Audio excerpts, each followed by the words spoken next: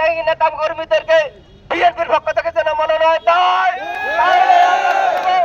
এই বিএনপির আদর্শকে অন্য কারো হাতে যেন, যে বিএনপিকে ভালোবাসেন এই বিগত দিনে যার আদর্শে বিএনপি লেশ পাত্র নয় তাকে মনোনয়ন দিলে রামগঞ্জের জনগণ সেটা মেনে নিবে না।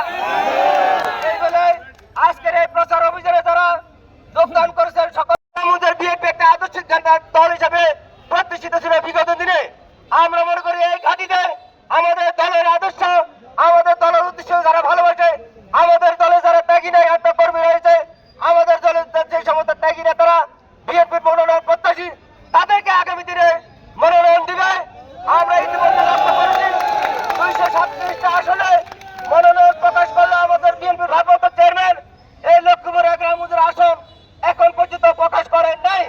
আমরা আমাদের ভারপ্রাপ্ত চেয়ারম্যানের কাছে রামগঞ্জের জনগণ এখন সকল নেতা কর্মীদেরকে আহ্বান জানাবো, আমাদের সারা বাংলাদেশে প্রচার অভিযানে নির্বাচনে যেন অংশগ্রহণ করতে পারে সেই জন্য আপনারা সকলে দোয়া করবেন।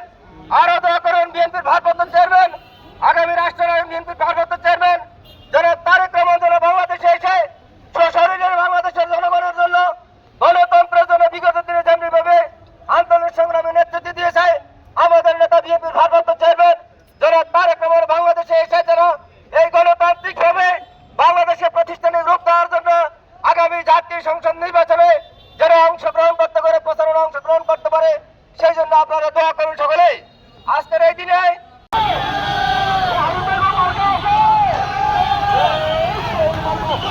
স্মরণ করে